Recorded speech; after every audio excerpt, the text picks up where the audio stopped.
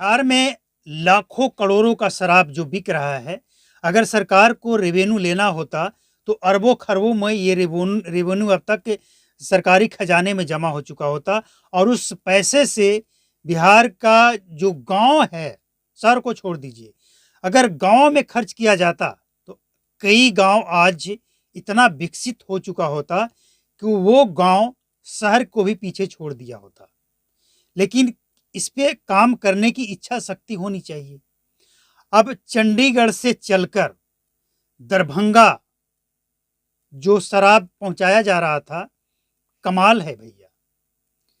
50 लाख का शराब दरभंगा, कभी मुजफ्फरपुर, कभी सीतामढ़ी, कभी मोतिहारी, कभी पटना, कभी गया, कभी औरंगाबाद, कभी कैमूर, कभी सासाराम, भभुआ, तमाम जगह पे, कभी बेतिया, मतलब कोई ऐसा जगह बचा नहीं है जहां पे शराब की तस्करी नहीं होता हो। लेकिन मुर्गी के चारा के नीचे बिहार पुलिस देखिए, शराबबंदी को रोकने के लिए नीतीश कुमार ने कई योजना बनाया, बहुत सारे यंत्र खरीदे गए, स्कैनिंग मशीन जो गाड़ी को स्कैन कर लेता है किसके अंदर शराब है या नहीं है।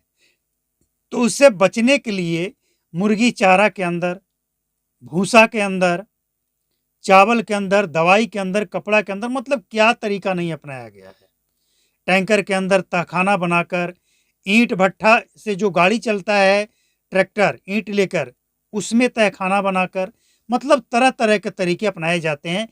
और इसके बावजूद कि स्कैनिंग मशीन होने के बावजूद वो अपने स्थान तक पहुंच भी जाता है, क्योंकि कहीं मिलीभगत और कहीं सिस्टम का फेलियर। मतलब ये है कि 50 लाख का शराब अगर कोई दूसरा राज्य बिहार में भेजता है तो आप समझ सकते हैं कि बिहार का पैसा किस तरह से दूसरे राज्य में जा रहा है। अरे बिहार तो वैसे ही पहले से ही गरीब है, फिर भी इतना शराब बिकता कैसे है, खरीदता कौन है और पैसा देता कौन है कि दूसरे राज्य में जा रहा है। चंडीगढ़, कभी हरियाणा, हरियाणा के कई इलाका, कभी राजस्थान, कभी पंजाब, पंजाब का तस्कर भी पकड़ा गया है। तो ये जो आंकड़े हैं, बिहार सरकार इसके लिए क्या काम कर रही है? मतलब ये कि ये जो शराब पकड़ा जाता है तो ये नष्ट करने के बजाय क्यों ना इसको भी रेवेन्यू के रूप में, जैसे गाड़ी पकड़ा जाता है तो गाड़ी आप कबाड़ी में नहीं बेचते हैं, उसे कहाँ बेचते हैं कि जहाँ ज़्यादा पैसा मिले। तो जो शराब पकड़ा जाता है उसे भी आप वापस उसी कंपनी को दे दें। अरे कुछ तो मिलेगा ही, ऐसा तो नहीं है कि नहीं मिलेगा, कुछ तो मिलेगा ही मिलेगा।